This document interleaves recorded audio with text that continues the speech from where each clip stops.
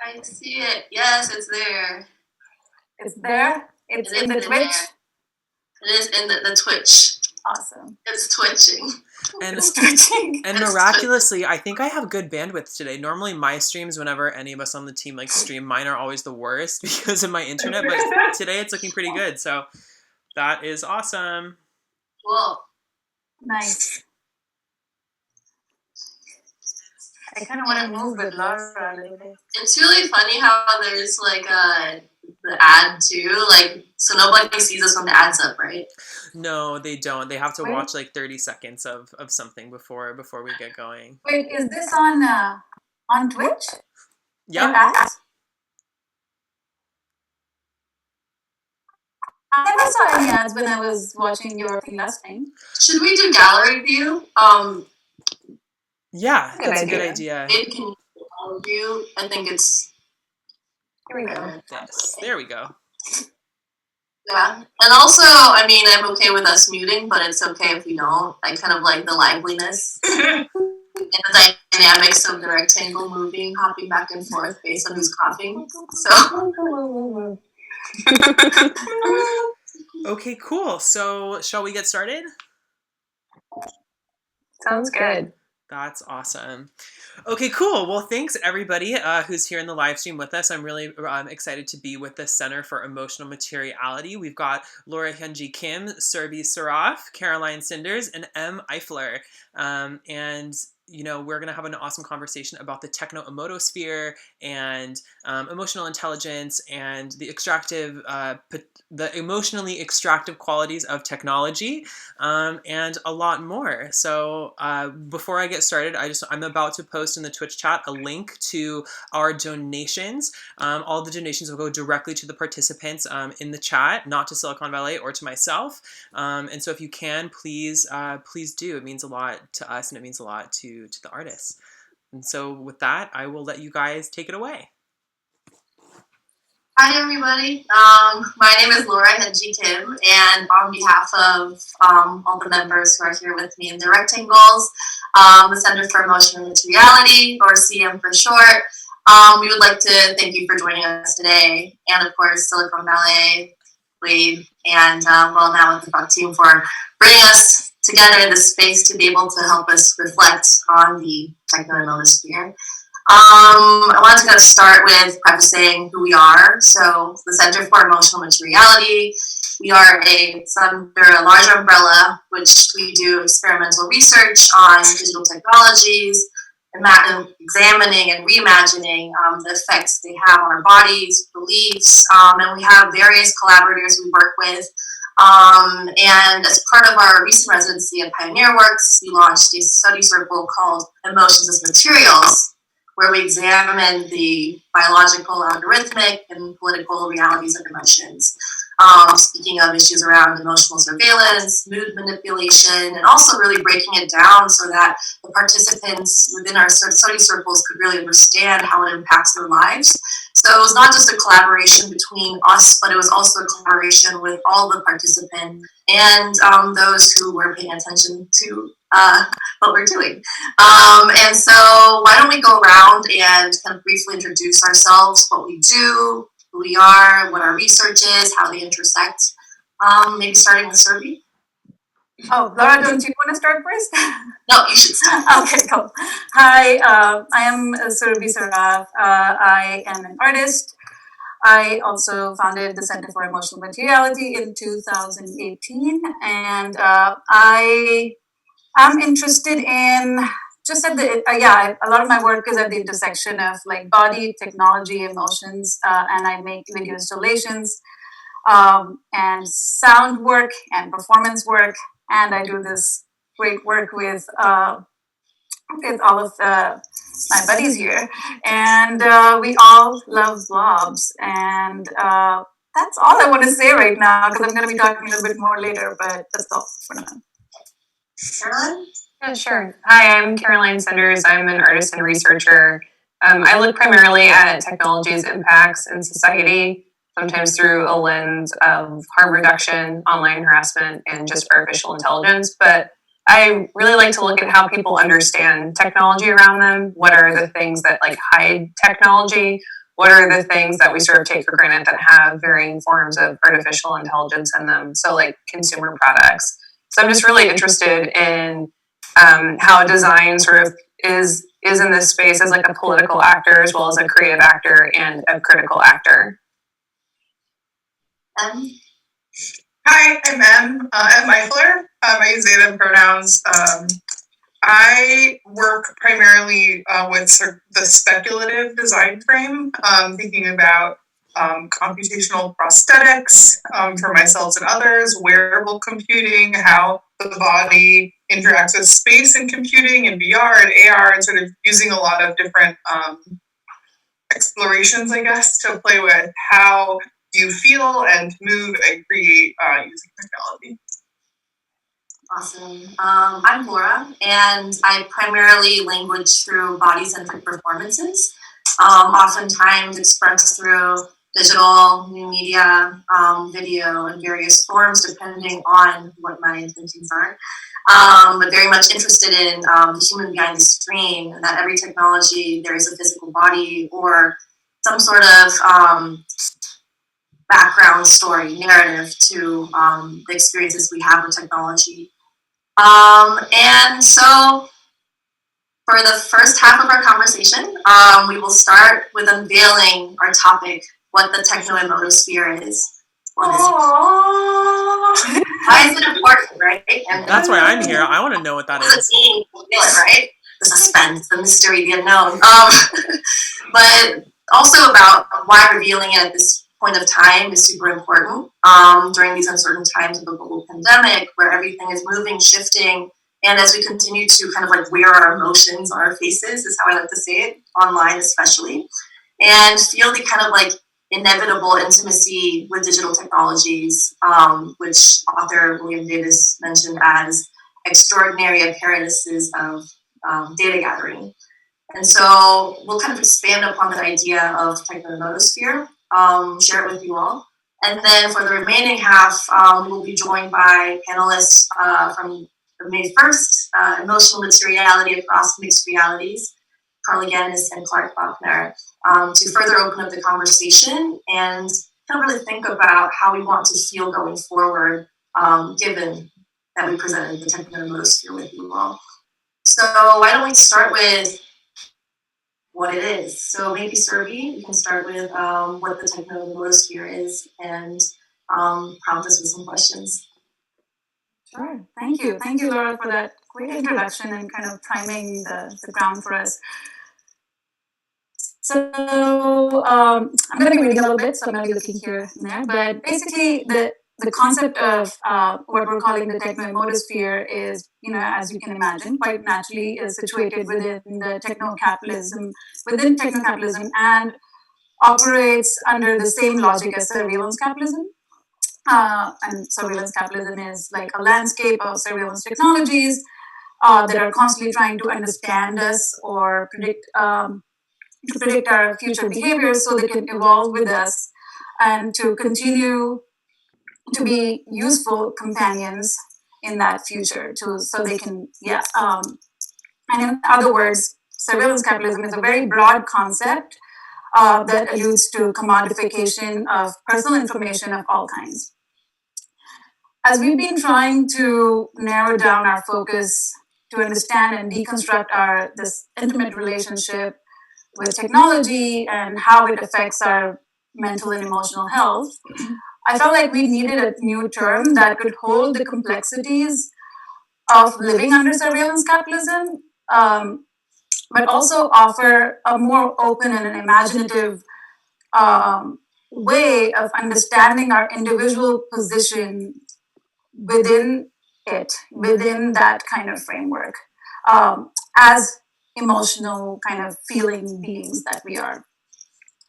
And so I came up with the term techno-emotosphere, which refers to the leveraging of and mining of our inner lives, which is also our emotional lives, our behaviors and our subjective experience into production of value in form of quantified data. And so the term techno-emotosphere not only creates and offers space to understand how emotional surveillance technologies work, but also reflects upon questions like what parts of ourselves do we lose in the process of quantification? What do we still have that is still only ours, like in our bodies? And how do these interactions affect our sense of agency? And how can we imagine and create a more positive relationship with our technologies in the future, etc. So these were the questions, that were the basis of the study circles at Pioneer Works and are also the basis of our conversation today. I should also mention a more specific context within which the idea of techno-emotosphere took form, which is the workshop that Laura and I have been working for, I don't know how long, it seems like 6 and 8 months. It's called Embodied Emotional Resilience, that we are going to offer at Pioneer Works. Through Pioneer Works, it was going to be an IRL workshop, but now we're going to do it on Zoom, which is a whole another thing.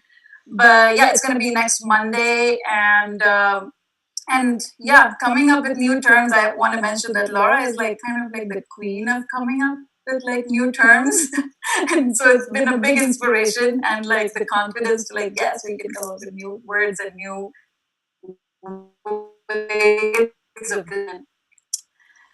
And before I open it up, I just wanted to talk about and address the strangeness of our current times and current moment, and something that's kind of been like, it's like a little like weird feeling that I've been grappling with ever since the whole shelter in place orders happened. And so which actually, like, these technologies, our screens, like everything that we interact with, and as like people who critically think about these technologies and so fiercely often like are fighting for like more equity and more ethical design and like thinking about different ways of looking at these technologies, when they become like our only lifeline in a way, like when after the pandemic, like they have become like this kind of only way of connecting with others and getting a sense of normalcy. So like I certainly felt like there was a softening in my perspective in the way I was engaging with my devices, and that feeling that feeling of the softening was kind of really scary, knowing what this change of perspective really meant in like the larger context of surveillance capitalism. So I'm wondering if y'all could share like if you experienced that shift and what it felt like for you, and how do you think this experience, first individually, personally, in each of your either practice and life overall, and also how this experience of like this particular experience that we're all having collectively in some sense will change our relationship to these technologies as a society in future. So that's my introduction and the questions. Thank you. Maybe we can start with Caroline if you have any thoughts on it. Yeah, sure. I have definitely a lot of thoughts. I mean, the way I like to approach things is with the understanding that we use the tools we have at our disposal and that there shouldn't really be shame around using these tools. For example, like the tool I'm thinking most of right now is Facebook. And while there's so many issues with Facebook, and we should fight with Facebook. We should protest. We should, encourage lawmakers to regulate it. I'm in Berlin right now, where there is a bit more regulation around social networks, and then there's growing more and more regulation. But the stance I sort of like to take is, so I operate in like a few different worlds, and one of the worlds I operate in is like the research space with security and privacy activists, where a lot of people just sort of refuse to be on Facebook. And that's not the role I take. Like, I don't think a person should be made to feel ashamed for being on Facebook. It's a tool that we have at our disposal. Same with Instagram, same with Twitter. And I don't think like the solution is to make people feel bad that the tool is broken. In this case, like, the platform should be made to feel bad that they made a broken tool.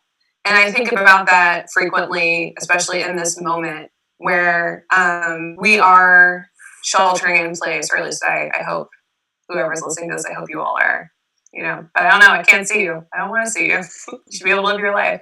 But I don't think that, I feel like an added stressor of knowing that I'm online more, but I'm also trying to pause that stressor in the sense of recognizing that this is a specific moment that they're in or we're in, and that me feeling pressure or shame that I'm more online and using tools that are not made with social justice in mind, and that are faulty, and that are furthering surveillance capitalism, that are furthering human rights atrocities. We're in an unusual moment.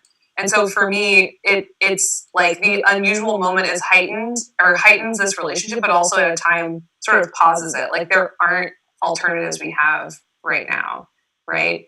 And when you are in your home and you're craving human connection, to ask someone to leave a space where other humans are feels really unfair, and also not an actual viable solution. So the things I'm interested are in a variety of different options we can engage in. One is thinking of legislative pressure on Facebook.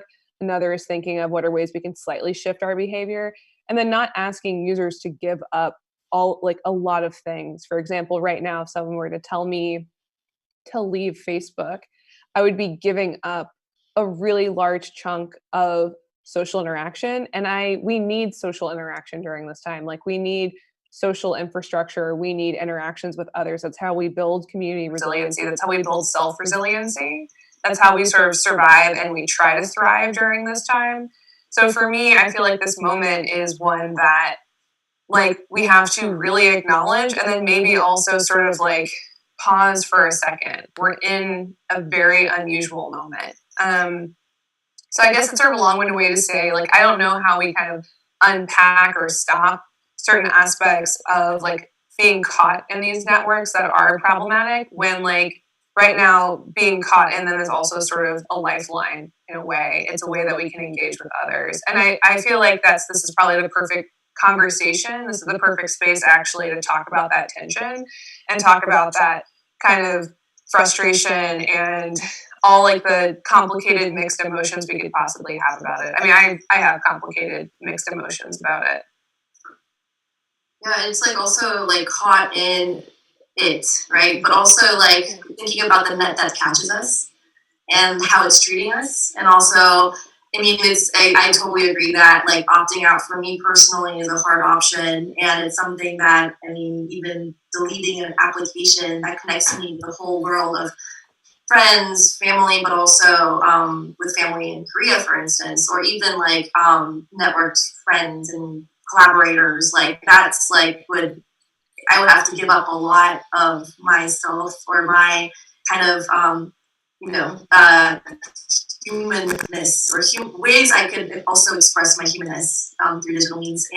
But I think that's really interesting to think about how so much of that net that's catch I keep saying that net that's catching it is a net, right? It feels so invisible, right? Because I don't see it, but I feel it for some reason. And that's something maybe I want to ask them too. So how can we make that net more visible? How can we show that we're being caught so that we can be more aware and critical within this techno-atmosphere that we're trying to shape up so that we can actually see it and unveil it? Yeah, I mean, I think of the group, I'm easily the most burn it to the ground. I'm the one who quit Twitter. I'm the one who quit Facebook. I'm the one who quit Instagram until basically I was okay, you can use it during the pandemic, and then it's over. So I definitely feel that participation in those networks is the illusion. That we the reason that they feel invisible is because they're designed, and the not just the networks themselves, but the mechanisms that Instagram and Facebook use to monetize you are very invisible, and that's intentional. And some of the ways that you make it more visible is by giving yourself ways to step away from that. And I'm not gonna advocate for delete all of your social accounts in the middle of a pandemic. I'm not here for that train, but I am saying that sometimes what we're gaining is the illusion of deep social connection and intimacy, when what we're actually gaining is a sort of flavor of, maybe it's like the like flavor packet in the ramen. Like, you're not drinking broth, you're getting ramen packet flavoring. And that's okay, and it's okay to use that. It's okay to eat ramen. But it can't be sort of your entire diet. Your entire diet cannot be packaged ramen noodles unless you are 20 and you're not concerned about your heart for another 10 years or something. So for me, that has meant like taking very large breaks from things, having like strategic plans for how I interact with things. Like, I just recently rejoined Instagram. I was like a very clear plan of how it's used, how I interact with it, what I'm using it for, and not letting it sort of change our relationship or renegotiate that relationship. And I think that is any network, any sort of tool that you're going to use, you have to go into it with that sort of like intention setting, and then make sure that you monitor the intention and see if the platform has changed your interaction level. I think actually TikTok is a super good example of this, in that you understand going into TikTok that it's completely algorithmically designed. You can follow people, but it's not. It's less similar to other social media or interaction models, in that you don't usually just follow the people that you know.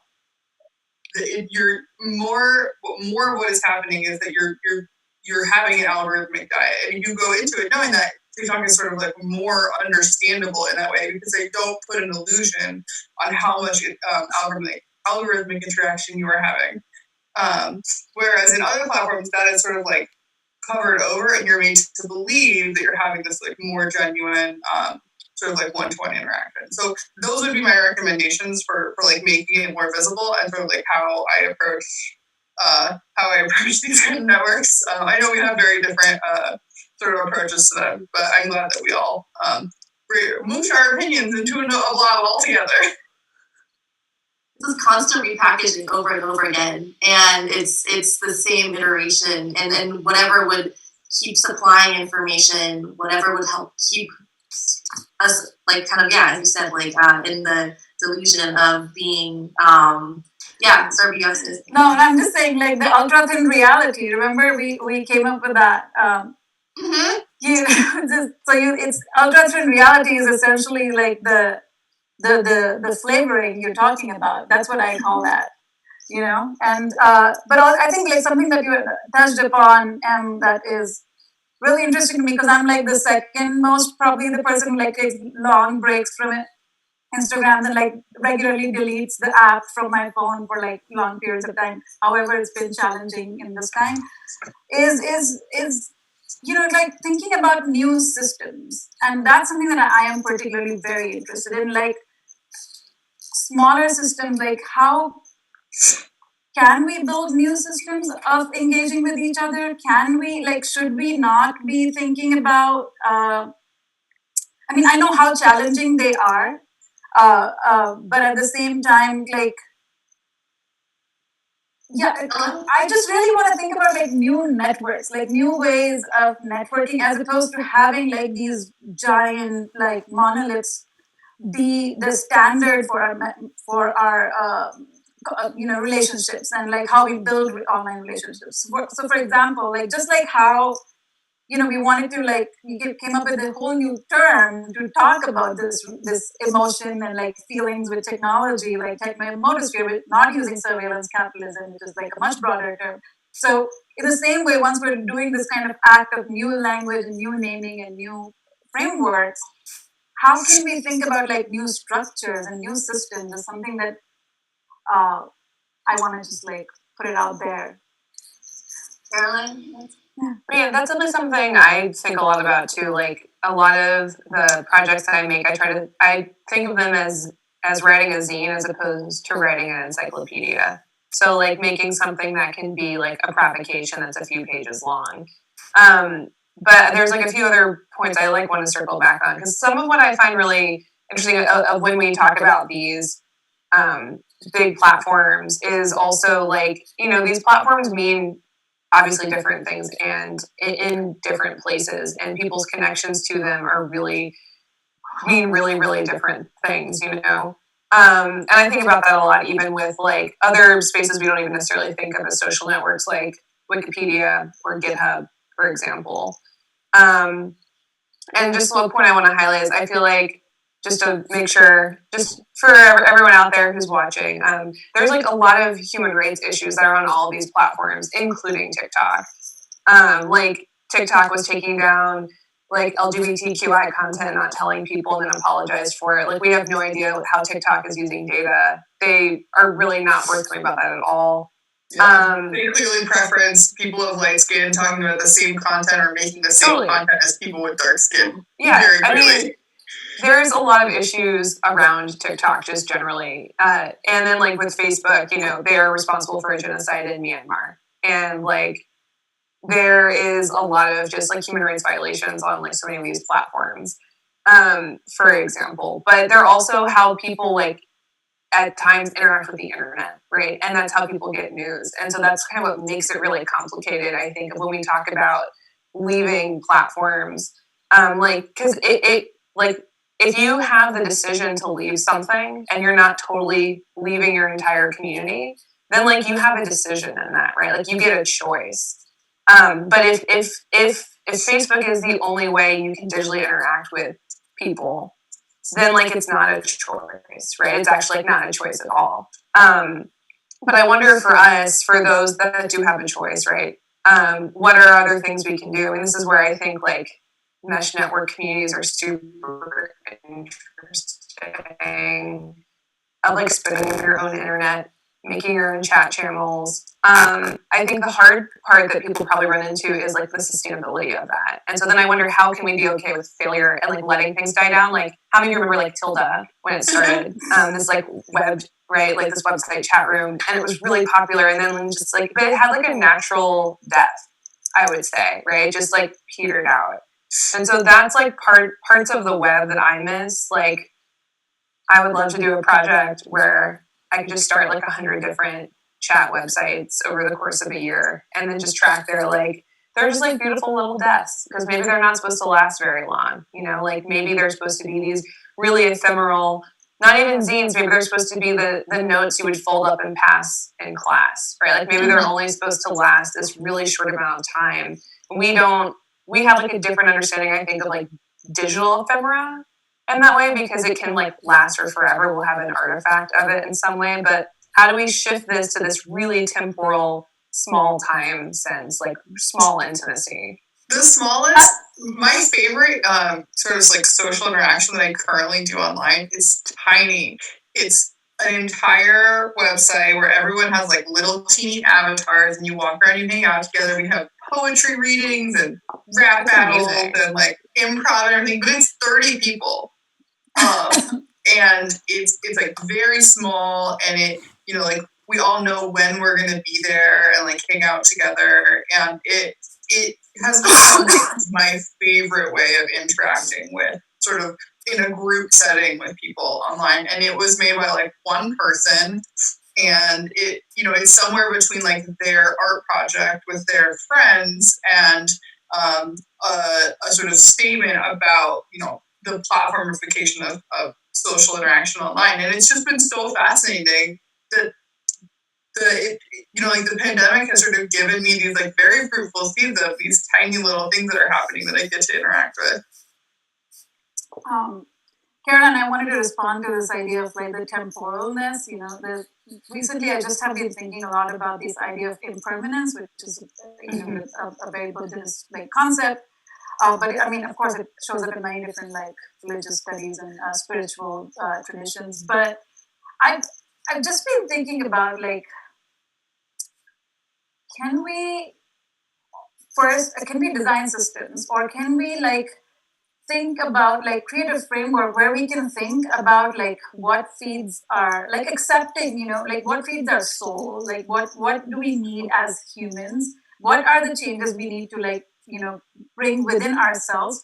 At the same time, in the same conversation, also talk about like the ways we need to pressurize companies, the way we need to like talk about policies, and like the work that you do. I feel like there is so like emotions is such an like icky kind of subject. Like most people who are talking about emotions in like any kind of other than like when you're talking about mental health or like with a therapist or something, most other places emotions have this kind of place where like you don't really know what to do with them. It's like something that you need to get rid of, or something you just need to feel and move past.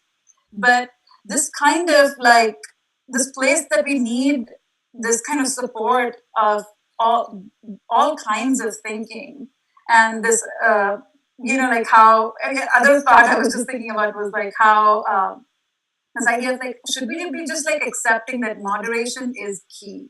Like if we just like if we can always moderate our experiences with these technologies, the chances of like we can mitigate their side effects, we can mitigate their like the effects they truly have on our bodies. And I think that's where the issues of like desire and addiction and like enchantment and like those kind of things that are very much related with technology, associated with technology come up. And yeah, I just wanted to throw it out there to like.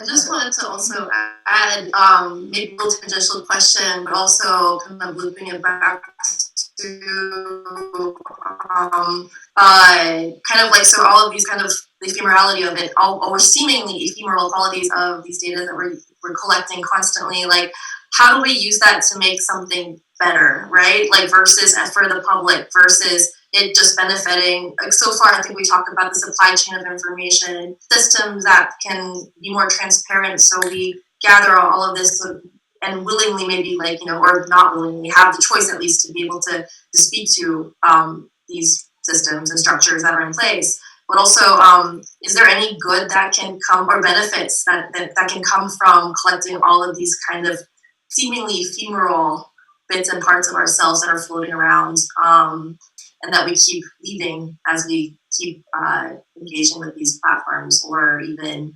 opting in, kind of.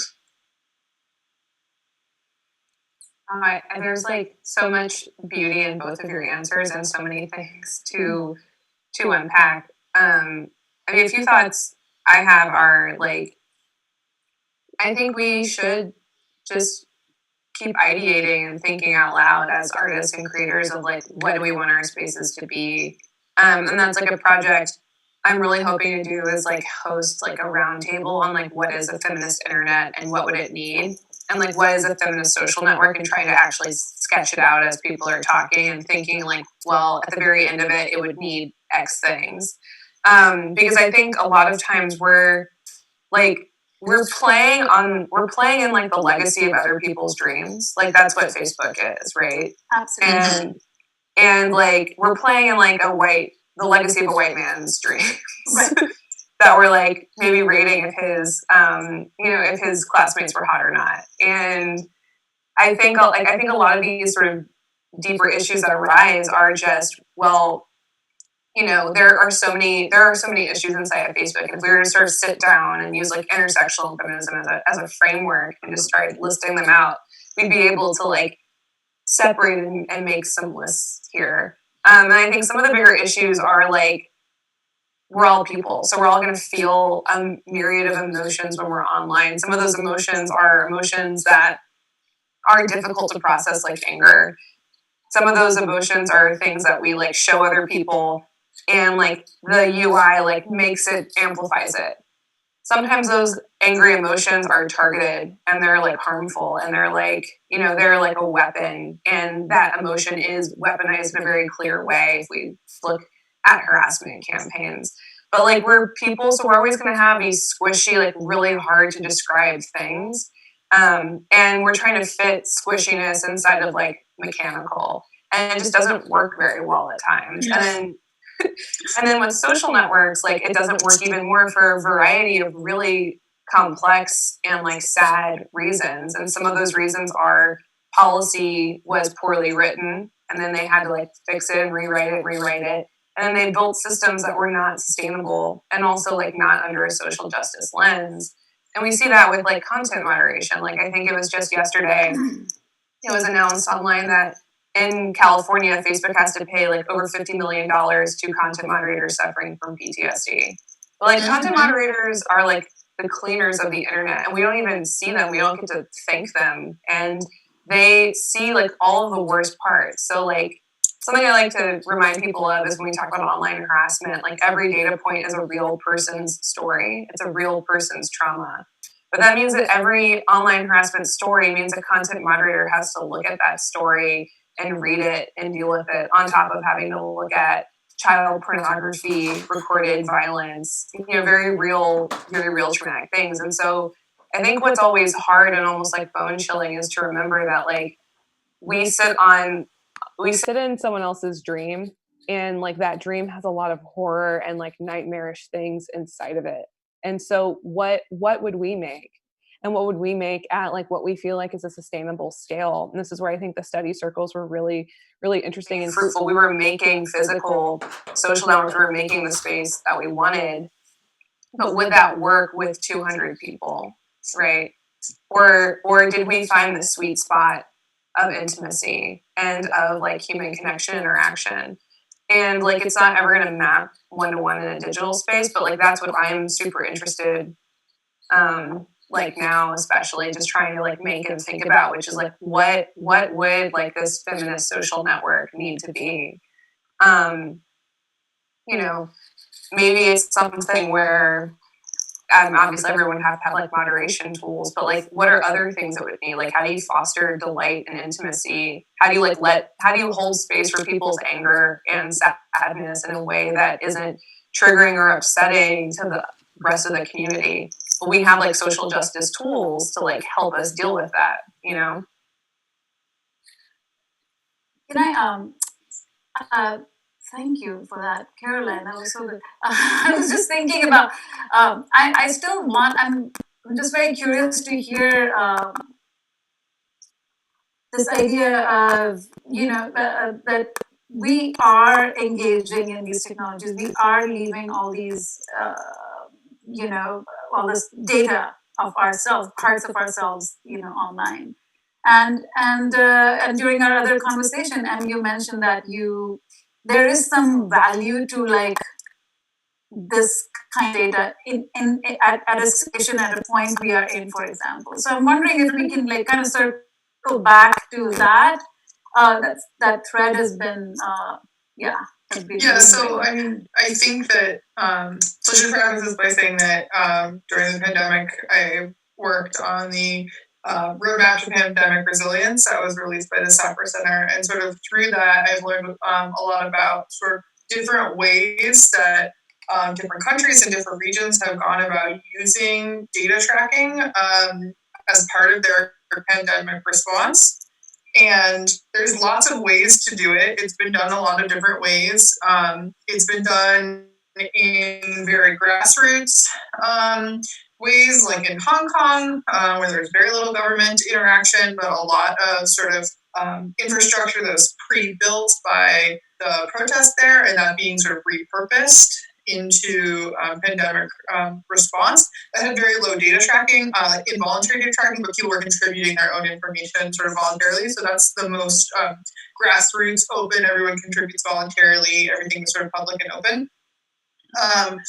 There's the Chinese approach, which is obviously an authoritarian approach where data is tracked involuntarily. A lot of new infrastructure of data tracking and face tracking and identity monitoring at different stations, and that has been ramping up more and more in China. There's the sort of South Korean approach of you all have phones and you trust us as your government. There's a higher degree of trust in the government in South Korea. And so they used, GPS tracking of phones and Bluetooth networks, and along with a heavy dose of contact tracing to get their prevalence rates down very much quicker than other countries. So that's a sort of an between state of like very high government interaction, but also high trust in that government interaction.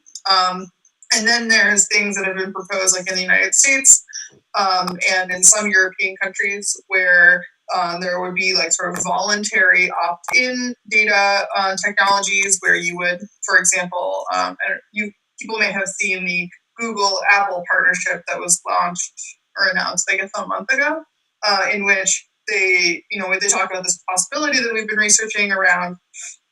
You have a phone, I have a phone, both have Bluetooth. We leave our Bluetooth on. Bluetooth just so happens to have a good signal interaction at about 6 feet. We all know we're 6 feet apart, so your phone would basically take a record of every time you came into closer contact with someone than 6 feet. And then if someone on that contact list became COVID positive, you would be informed and need to be quarantined. There's also ways of doing this with GPS, doing hotspot tracking and things. So there's a lot of different ways that people are using it. And there's a lot of different ways it can be valuable. And I think the biggest thing to take away from all of this sort of variability and diversity is that the technology itself is different everywhere. How it's used is different everywhere. How people trust it is different everywhere. And who's doing the data collection is different everywhere. If it's the government, if it's a corporation, if it's a grassroots organization, if it's voluntary, if it's involuntary, if it's public or private. And then whether it's sort of the depth of how many people are getting tracked. So there's voluntary and involuntary, but there's also sort of like the implicit encouragement model where it is technically voluntary, but you're basically getting everyone to do it, which is sort of the hope that the Google Apple partnership was based on, where they would just sort of automatically update your phone for you. You can opt out if you want to. So it has been known that some interactions, some like data-based interventions do lower prevalence. You can get an R of like 0.7, for example, with specific interactions. But this is the correlation between R reduction and the type of data interaction is not clear at the moment. We don't have a clear model of like, if you do this exact thing, then you will get this exact prevalence reduction. And that's down to how much people trust it. And trust is very different all over the world. Some places, like in Finland, have this very high degree of trust in the government. But then if the government is telling you the wrong thing, you get a higher prevalence rate. So it's really taught me actually, like, how nuanced it is in every single place. We were just recently released a new roadmap and mapping that combines prevalence with vulnerability in communities. And it was mind-boggling to me to see, like, you could really pinpoint down to like a very small area of vulnerability in different communities and see how their vulnerability compared with their prevalence rate. And all of that data was data that came from like the CDC and Johns Hopkins. So that was more public data and less like individual mapped back to an individual, but more sort of data on the community level. So that's the data on the community level, sort of where I've participated in it for the pandemic. Thank you for that, and Caroline. And that was super insightful. I always keep learning from talking to all of you. And it's great to be hosting this on a live forum too. And I think what comes to mind is like, humans always find creative ways to trouble. And then we fix as we go. We find failures and learn from it, and bounce back.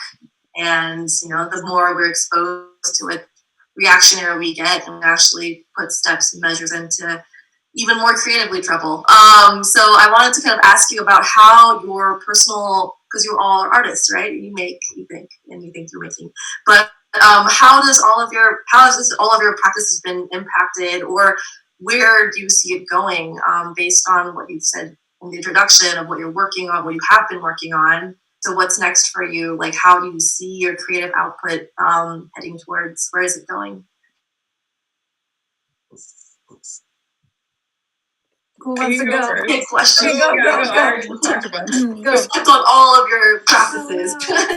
I mean, I don't know about a lot of other people, but I feel like COVID has like paused or pushed things to an adjacent side. I'm sure lots of people are experiencing that as well. Like job opportunities disappearing, or also it seems like there's a shifting in general of like what we should be focusing on, like what kind of responses we need right now, which I feel like is just even more emphasized because we're speaking with, well, now what the fuck, which was a beautiful response to the moment that we're in. I think, I mean, for me, like I find like my more structured design work, like there's more of a place for it right now. Like a lot of the user experience and design research work I do, people are needing to have those conversations a lot more now. I'm still trying to hold space for like an artistic and critical practice. And I think for me, sometimes where I struggle with that is my work can be really literal. All of my work is really research based. Like the metaphor I use is, it's like, imagine if, you know, photojournalism were to shape tech based art or like net art. And that's like kind of the space I operate in. It's very literal at times. But it's also, I also sort of struggle with like holding space for the moment that we're in, but recognizing that there were other things I liked prior to this moment. And there were other things I was doing prior to this moment. And that at a certain point, we're going to have to figure out a way to smush like the previous world and the current world we're in together, because this is going to be a really long moment and everything can't just be about COVID. It has to be about us like living with this, you know, within this moment. And I guess what that means is I'm trying to like have some reactionary work, some space for myself to kind of just pause and like grieve and like be in this moment. And then also still think about like the relevancy of what I was doing and, you know, keep working on that because there will still be a space for it. But I think just like in this conversation, I now feel like very invigorated to make like tiny website social networks. Like if you don't hear from me for 3 weeks, I'm just kidding. We have like lots of meetings. We're actually gonna be No, we need to get on some meetings. I know, but after that, then I'm gonna disappear and make tiny social networks. I love that. I love the idea of grievance. Actually, like I think it's that's one thing that I think when machines read us doesn't do justice. I mean, it's just like one of those, yeah, okay to be sad, okay to see the darkness, to be able to have hope, and to be able to contrast it with another feeling, and the kind of that's a lot of that has been like informing my practice too, and I'm glad you brought that up because that's one thing that differentiates us, at least how I feel personally, is that we're always in the gray area, muddiness as of how we feel and how we should have the agency to feel what we feel, not just controlled by all the things that are happening around us and feeling like we're constantly spiraling and spinning. And so thanks for bringing that up. I really appreciate that. Yeah, I really miss like one of the emojis that I really want, like that I miss the most is like a sympathetic hug. You know, there's only like the happy hug. No, not the care button. No, it's not the care button. It's just like a kind of like hug.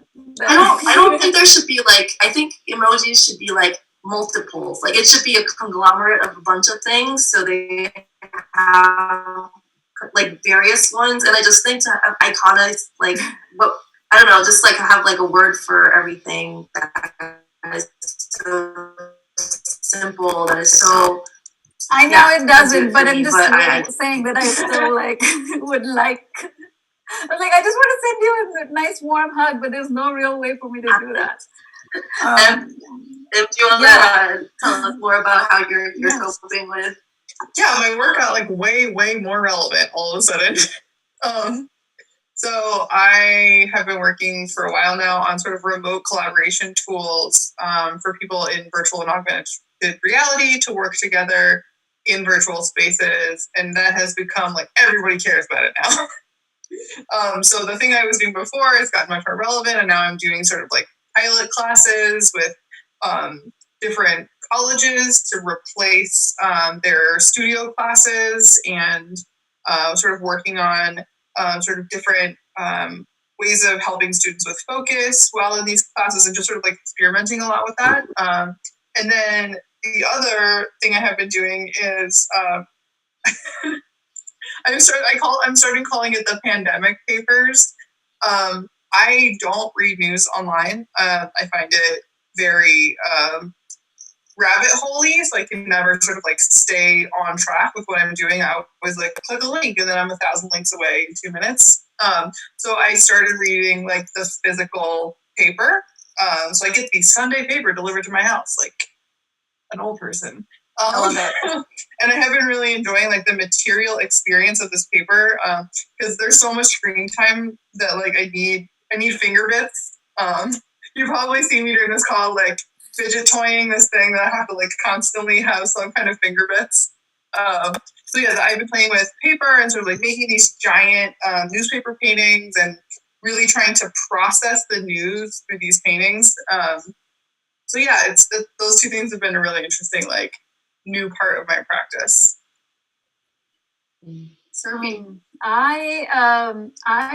I'm just really kind of trying to find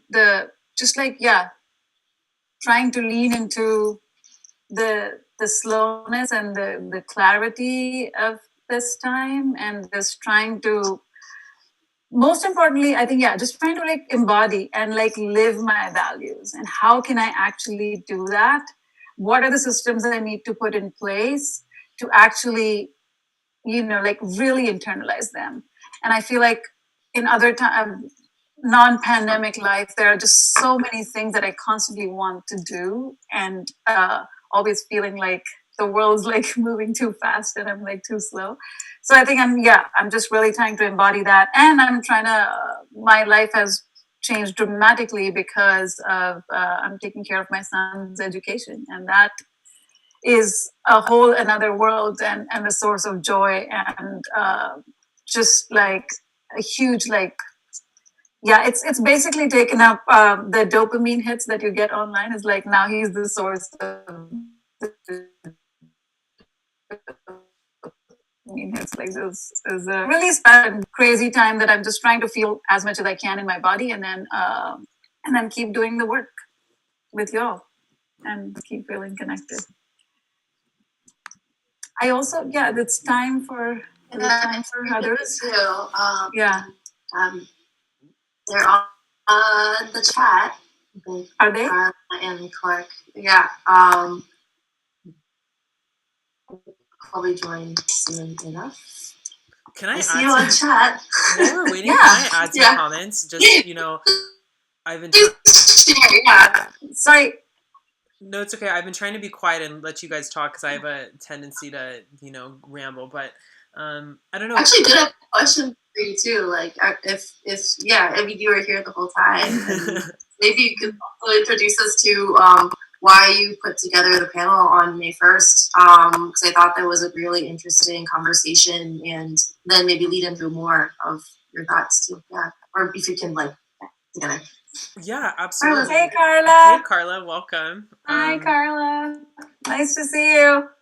Well, I put together the panel on the 1st for a number of reasons. Well, first of all, because of the artists who were involved in the panel, yourself and Carla, and who's now here, and Tiare.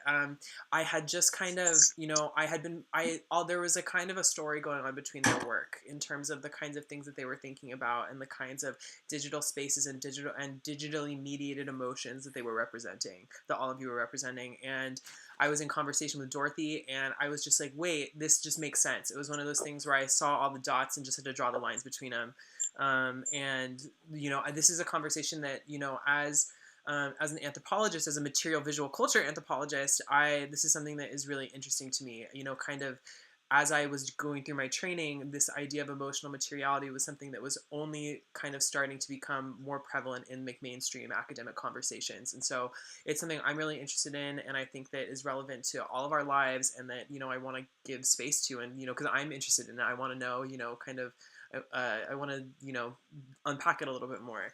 And something that, just to, you're talking a lot about different systems and what like a new system looks like. How can we escape kind of what is going on? And that's something that I struggle with a lot as from running a gallery that lives inside of Instagram. All of the work and all the things that I do, kind of that is the home base for all of it. And so a lot of the times I'm sitting here and I'm just thinking, how the hell do I get out of this? How do I, move this thing that I've put together and built, and all of these amazing artists that kind of have this community now? Like, where does that go? Where does that live? Is there where else? And I haven't found a solution yet because, as Caroline was talking about, like that's where the critical mass is. That's where the people are. And this is something that a project that is built upon connection between people, between different creative outputs.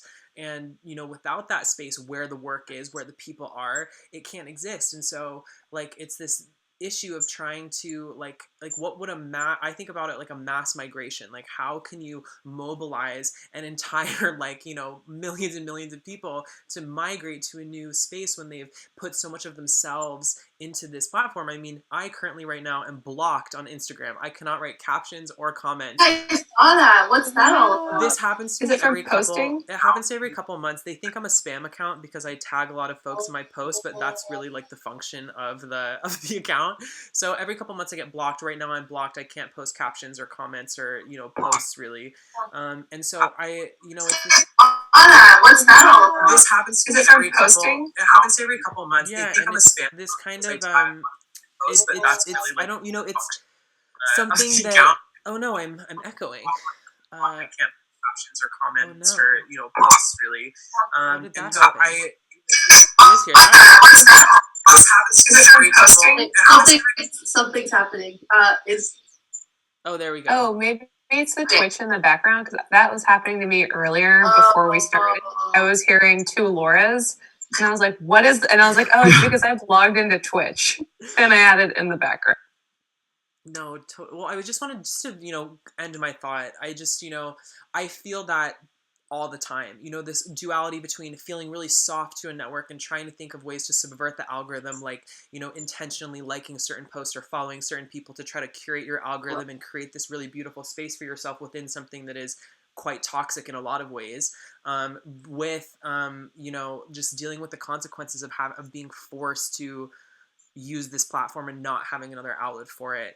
And so that's why I think this conversation is really, impactful. And I'd like to pose, Laura's question again. What does another system look like? How do we leave? How do we, put something together that, or is that not possible? Instead, is it just a matter of, radically altering our behavior within those spaces to, kind of turn the algorithms back in on themselves? And to go back to what Em was saying really, really quickly, like with TikTok particularly, my boyfriend and I call it TikTok gardening, where we'll go through and we'll like certain kinds of posts and follow certain kinds of people and let the TikToks re-loop so that the algorithm picks up that we're interested in certain things.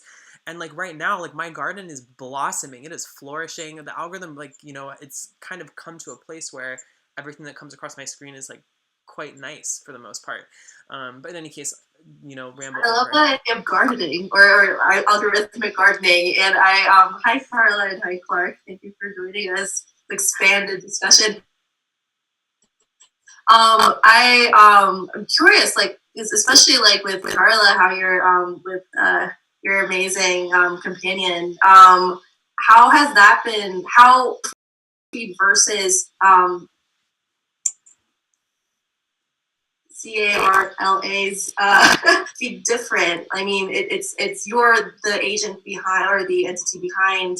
Well, who knows, right? But just saying, like, I'm just curious if, based on your personal observations, going through those two different lives on a social media network, that is always looking at you, is always trying to like figure out who you are more than you can figure out yourself.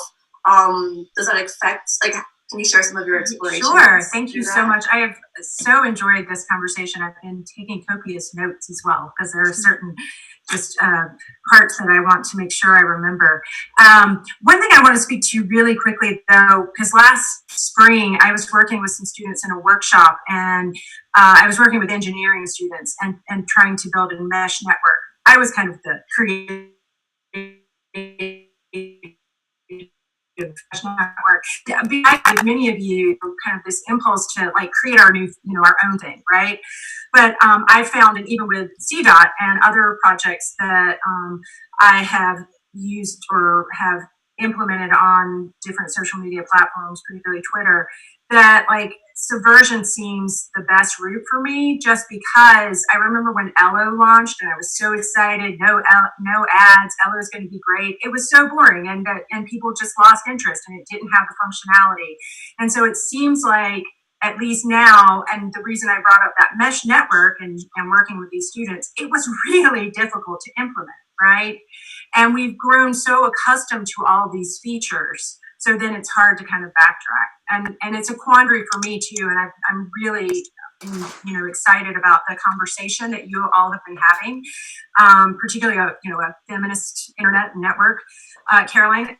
And so yeah, I mean, we need to have more of these conversations. But for the time being, I'm still exploring it through kind of a more, subverting the network. And I have created an avatar for those of you who don't know. Her name is Carla Gann, cross-platform avatar for recursive life action, C.A.R.L.G.A.N. Okay.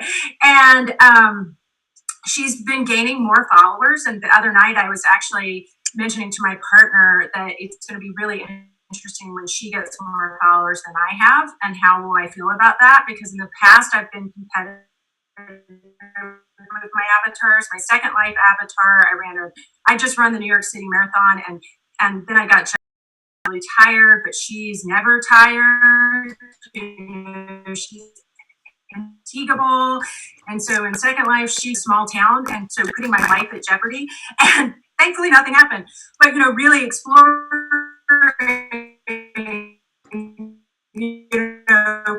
kind of the powers. And so equally last year, for a symposium on the absurdity of humor and absurdity in art, it was in Lithuania, I staged a polling project. So I would create environments that were, grounded reality with me in them, so photographic, and then simulated reality with CDOT, and they were similar environments. And I started polling people.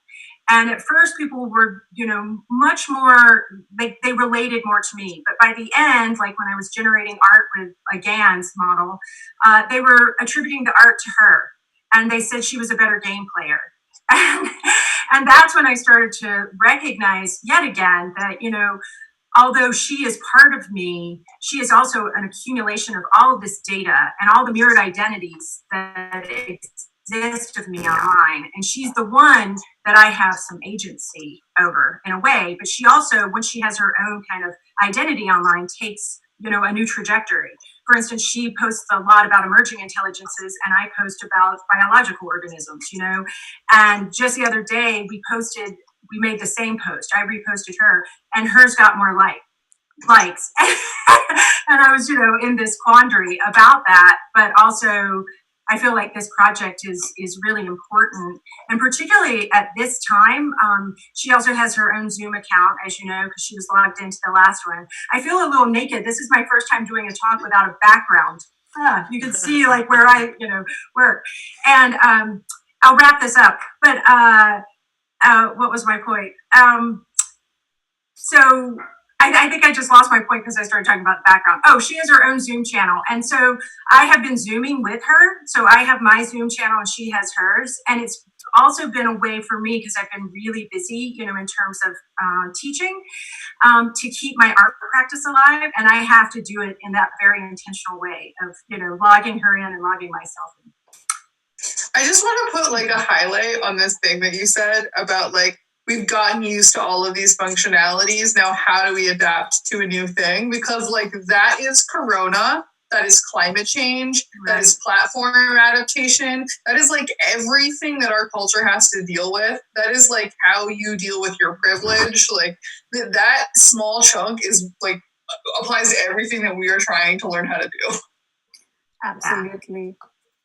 So what does that kind of coping look like? I'm like, so, it's like, that's why I'm interested in like, how it's like, I asked Caroline and Serby earlier too. It's like, so like how, like, I think for me personally as an artist, like it's always going to be coming back to like, especially as a performance artist, like it always comes back to my body, and it always comes back to like realizing I'm wearing my skin and I'm moving, I'm able to dance, and I have other bodies to share this with, other bodies to protect, other bodies I have to challenge constantly. Maybe like even, if you just want to talk a little bit more about that. And also like, we have a question from like Faith. What if it doesn't need to be something new? Wondering what the panelist thinks about homepages. And so there's, okay, so there's a thumbs up. We'll just do I a love quantitative websites. tweet. I am obsessive with, I have the same websites, this very deep archive. I've had it for 10 years. I love them. Love it, love it, love it. Yeah. Someone speaking to that? I was chatting earlier with Faith Holland today because I was interviewing some of the curators of Well Now What the Fuck, and I love that she mentioned that she has like a chat function on all of her websites, just like this little chat room, which I feel like that's Facebook, I guess. Book. Facebook. Facebook. Ha ha ha ha. Sorry. But I do think that's really amazing. She has this like micro, like little network, these like whispers almost of moments, like just, across all of her websites. I think that's really lovely. Yeah, it sort of goes against this idea that was brought up earlier about like mass migration. That that in order to like make a change, we need everyone to make the change. And I think some of the things that we're pointing to is like you can make really small. You can make 2-person changes. You can make 30-person changes. Like the mass platform is one of these functionalities we've gotten really used to, and maybe it's not serving us. Yeah, absolutely. It's just I think we need to like internalize that the growth model that like most of the Silicon Valley and everything functions on, it just does not like go hand in hand with like feeling a sense of agency and feeling like that we have something to like it doesn't scale up at the human level in a way like what serves us, so I think having like these smaller systems that we can feel like we have an agency within, I think is critical. And I just to kind of address this idea of like new systems doesn't necessarily mean that it's like a brand new system. I mean, it could, when I think of like new system, I also think about just like moving out of like the larger kind of hegemonic like system that are taking us over, and that seems so impenetrable. So I think it's the newness is not necessarily like inventing something absolutely brand new. It's just like reiterating and reiterating and reiterating to come up with something that works for. And also, I just wanted to mention too, like the idea of right now, like we have a community where I feel like a sense of community has gotten stronger during this time, but also we are afraid of strangers. Like it's like the kind of current situation where like it's harder to reach out to those who don't know you, and so much of this is built on trust. And I wonder if we can we can't figure it out right now, but like if there's a way to reimagine the way we feel about otherness, or feel about what we feel has been institutionalized as being other, so that maybe that could somehow feed into even thinking about feminist networks. Like how do you get out of your bubble? How do we get out of this, like right now what we're doing too, and be able to reach out to more? Because I think that's also not just fortifying what we have right now, but also to be able to create more and kind of branch out the roots versus like just trying to grow branches constantly. And so maybe it's a question, and maybe it's also a question for Clark too, like because as as somebody who's running a space, bringing people together who are interested through common interests, but also IRL common interests, having a physical gallery space. I'm just curious, how do you bring people together, but also while not giving in so much of ourselves, or I don't know. It's very, again, digress to way of saying. Well, I appreciate the question, and for me, it's interesting and it's a conflict in some respects because I'm not a natural creature of the internet. I'm more of like an IRL guy, and my exhibition practice is also. And I come to this work for very particular reasons, but working on art and technology for sure. And then, just running a gallery in general actually requires me to be more involved with the internet and, right, like we're just talking about publicity and so forth. And it has a kind of necessity that it hasn't typically otherwise in my in my life. In general, though, let me just say that I'm glad to be here as an auditor, and I appreciate these questions about emotional materiality, and taking them up last week on our panel helped to sort of bring to the forefront of my thinking how those sorts of considerations are, again, sort of like fundamental to my gallery practice. But I'm also curious to know more about the way that you all approach it. And while you were speaking, I made notes for some questions. So at the risk of being, pedantic, I'd rather turn the table.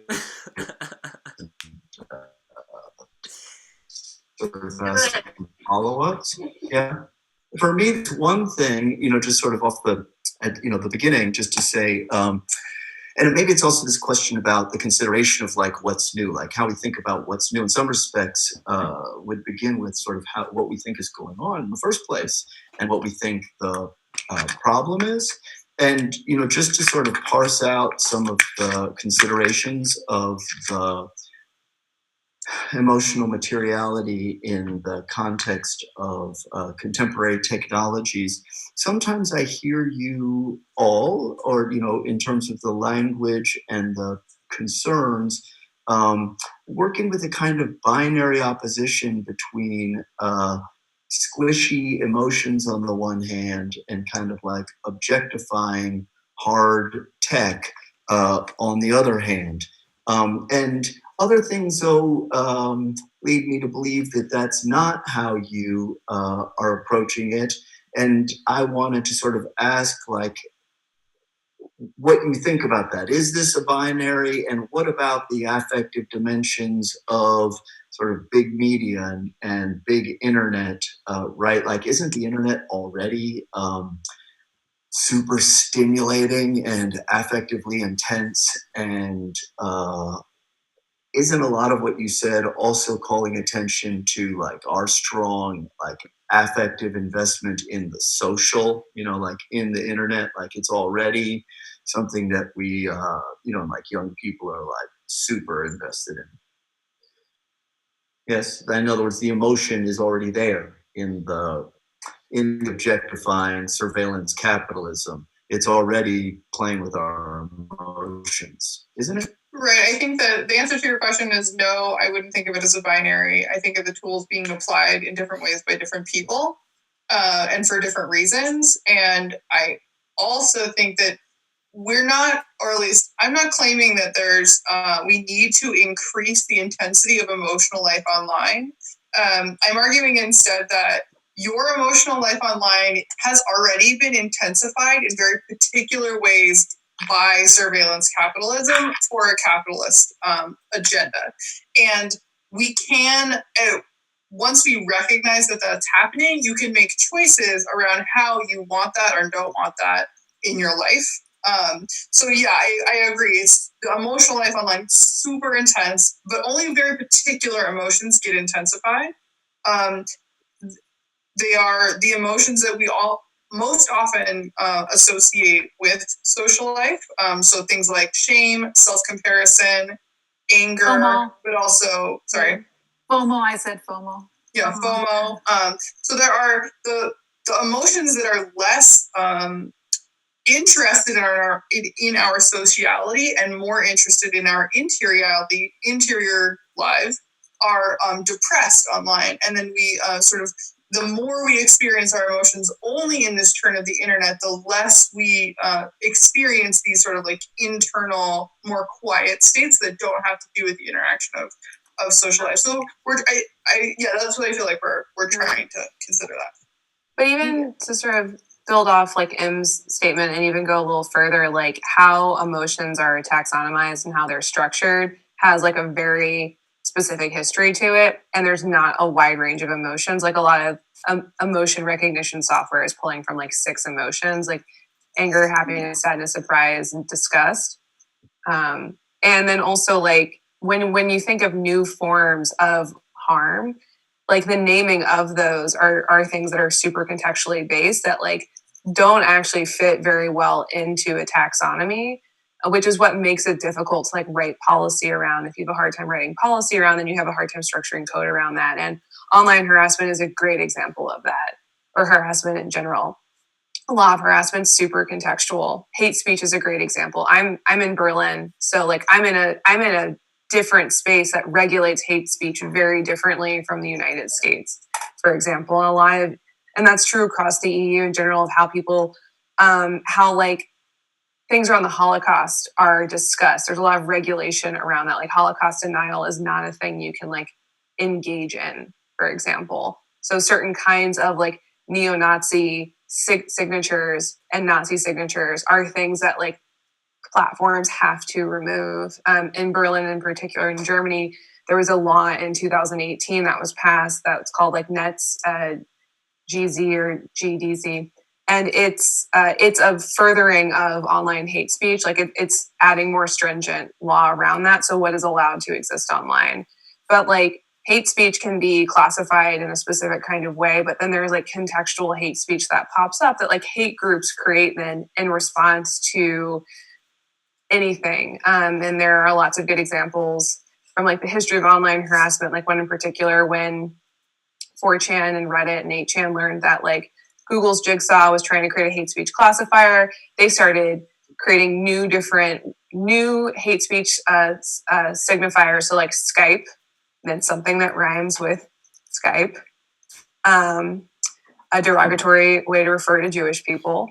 And they made this whole kind of list. And if you were to like if you're trying to use any kind of like machine learning to learn about this hate speech, you wouldn't, because we use the word Skype frequently. It's a product that's used in our lives. And so for me, even like building off of what Em's saying, like we get into another space of when we think of like all these other varying slices of harm. And some of these harms are things that like we're still in the process of defining, but then also are things that like we have a lot of like nebulous sort of structure around. And then also like how the word itself is allowed to be used, right? Yeah, just to add on, like, you know, building on as we're going up the little screens. Aren't we? Is everyone seeing the same thing? I guess. Yeah. No, but to add to that, I was just thinking, like, I think one thing that we are also interested in is just kind of validating this experience of what we feel with our technologies, like how we're feeling, you know, whatever we're feeling, it is okay, because a lot of the way, and traditionally we are used to speaking with the traditional, like we're used to speaking about our interactions with technologies, I think has this kind of, you know, the underlying layer of shame to it, or like it is not a valid emotion. I mean, emotion and feelings have already historically been things like, you know, at least I know, like growing up in India, it's something that you have to control, like, you know, something that you do, like, do not pay much attention to, is like, you know, let them go, blah, blah, blah, don't get like swayed too much in it. And I think we're just trying to figure out a space, and a space where we can hold a space for emotional intelligence, and at the same time validate our experience, but at the same time also, like, you know, what emotional intelligence tells us, like not get too caught up, like how do we create a space for agency, like within ourselves, but in relationship to the lives that we're living. So yeah, that's all I have to say. Interesting. Guilty. Yes. Am I here? Yeah, you are. Guilty pleasure. Yes. We're almost at the end. Laura, do you have like do you want to move to the last question? I was wondering. Yeah, you can ask it. Now that I asked it, yeah, I'm sorry. I was like, no, do it. Ask the question. Ask your burning question. The burning question. So yeah. No, this is like one thing. I mean, you know, we didn't really go much into, you know, how everyone is feeling in this moment, and that was a great way to start the last conversation that Dorothy did, which was like, how are you feeling alive and things like that. Well, we, you can of course talk about how you're feeling now, but we want to know how do you want to feel tomorrow? Like, and what can be like post, like tomorrow, day after, or post pandemic, like how do you want to feel? And what can we as a group, again, collectively, and you think can do to get there? That's a question for everyone. Yeah, and totally part of like and integrating what we have now, not letting it go or letting it pass, but how do we, based on what we're reflecting right now, all the things that we're collectively feeling differently, obviously, based on our past experiences, based on how our lives have changed, and it's constantly changing. It should change. It's bogus if it doesn't change. But that kind of like idea of like, okay, so what are you? So twofold question: what's going on right now, and what do you want? Where do you see us being together? Where do you hope for us to be together? I can go really quickly. I mean, for me, since pandemic has started, I felt so connected to all of my peers and colleagues and friends and family online. I mean, it really feels like going back to chat rooms I used to hang out in like 2007. That feeling of online camaraderie that I felt like in like Web 3.0 feed based places had kind of died out and to be replaced by FOMO. And so I hope that I want to continue feeling connected. I hope that when this is over, we can kind of, despite the limitations and some of the issues with these platforms, I hope that we can, continue to hold on to this feeling of togetherness that, has been happening so far.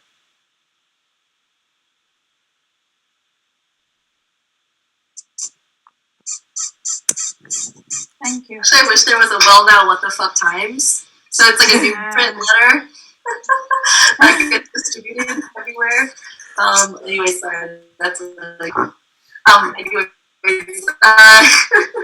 maybe Caroline, do you want to Carla, yeah. Either or. Yeah, I guess I hope that that we still continue to build sort of these bonds of resiliency and community that I see arising. Like a lot of the mutual aid groups I see happening across the United States, or like this example here.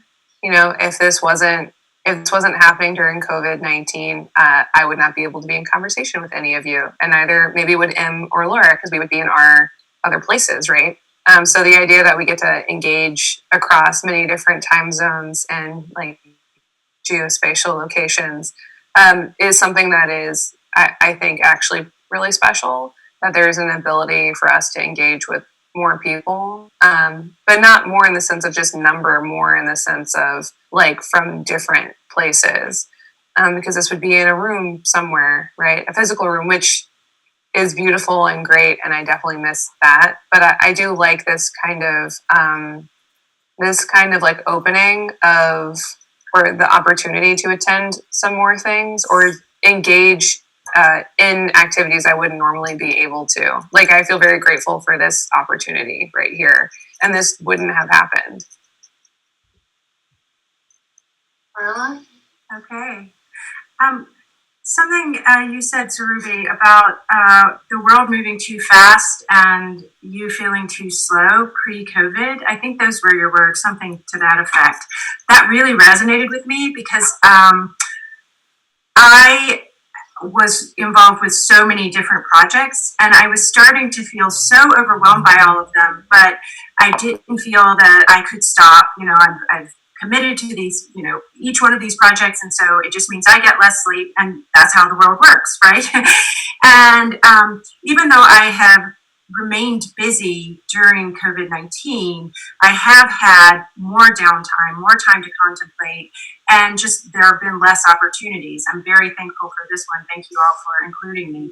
And to your point too, Em, in terms of kind of checking your privilege, I've been kind of really thinking about the things I value, and that depending on how long this crisis is going and the quarantine phase is going to remain and last, what is valuable to me and how can I go forward really placing more emphasis on those things in my life. My friendships, reconnecting with people in a way that I was too busy to be connected with people prior to this, and but definitely also things that I can give up, right? So, what you were talking about, Em, in terms of the things we've gotten accustomed to, or I've gotten accustomed to with social networks and all these different kinds of tools and bells and whistles. It's not so important to me anymore, right? When you're, facing, and the entire world collectively is facing their mortality in a way, that we haven't recently. It really, makes you kind of pivot and really, for me, start to think about what I value and how going forward I can make that more central in my life.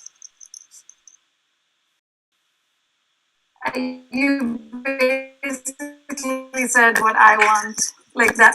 It's everything that you just said, Carla. Yeah, just being okay to at finding my own pace and not like letting the external structures influence my internal pace too much. And whatever that pace is, because I've known my pace for a long time. I've just always tried to like overcome it, or struggled with like feeling at peace with it. And now is a time where I've just like started to like work on it and being more okay with it. And I'm still not nowhere close, but I'm hoping if I continue the work, I will get more and more closer to that peace with that slowness and with that pace that I'm interested in, and I feel at home. So yeah, just continue that and know that that's okay, and that's what matters. So I feel that in the future. I have way less time now. I miss so many things about having time. Hopefully I'll be able to get back to that. I currently feel sort of angry and disillusioned in a way that I never felt before. I think I started calling it like I no longer believe in the United States of America as a thing. And it happened like really suddenly, where I was like, all of a sudden, I just couldn't see it as a functioning thing in my brain anymore, which was very disorienting as a person who has been an American all my life. So that's been a big shift. I've been working way more, and I think in the future I'm hoping to feel some confidence in our ability to sort of take the feeling that we have now, this collective effort, staying at home really is an effort right now, and applying it to things like climate change. And yes, that I'm hoping for hope. That's a big one. We need it so bad. Sorry for taking extra, but it's just like so hopeless every day. We turn the news on. It's just really just the chaos of it and the depression of it. I think it's intense. But yeah. Mark, do you want to share? Well, thank you. Picking up on what Em was saying, I think actually personally, I'm actually enjoying a sense of sort of resilience and, in a way, feeling personally pretty good. What Em was saying too, in a way, I feel a lot of hope in this because we've been forced into this very radical social experiment, and it turns out we can do it. You know what I mean? Like, it just like, okay, we're going to do something very different. Everybody's going to stay at home. And like, oh no, you could never do that. That's going to be impossible. And it's like, oh, we can change the world. Like, we just did it. And the sense of like collective social action and the way that this has shown up our lack of resilience and weak points in our healthcare and in our inequality. You know what I mean? Like it's kind of a singular opportunity in terms of the opportunity for change and doing things differently. I also am beginning to realize, though, that the difficulties that this crisis entails and the difficulties of having the economy contracted 25%, means that there's also, like other priorities than, saving the planet or addressing problems of inequality and so forth. So I'm beginning to despair a little bit, but I want to talk more about that, the possibility here. I think we're almost at time. Thank you everybody so much, and this conversation was fantastic. Again, keep saying it's always collaboration, always learning. I'm feeling feelings, and I like feeling feelings, and I want to feel feelings, and also to be able to feel feelings. And I feel like I want to protect and contribute to communities that will help us all feel feelings. Feel the feelings. All the feelings. All the feelings. So, thank you everybody for joining us today, and well, now what the fuck. Really appreciate you all being here today. And I want to say a huge thank you as well. Thank you. Thank you to the Center for Emotional Materiality. Thank you all for being here. This was super awesome. I just want to say it one more time as we wrap up. I posted the link to the donations in the Twitch chat. You can also find it by going to wellnow.wtf and clicking the donate button. Please contribute to our amazing panelists. They're contributing their time and their labor and their emotions and their thoughts to us. And so it would be great to pay them back. Thank you all so much. Thank you. So good to be in conversation with all of you. Yeah, thank you. Get some sleep, Caroline. Bedtime now. Yeah, come to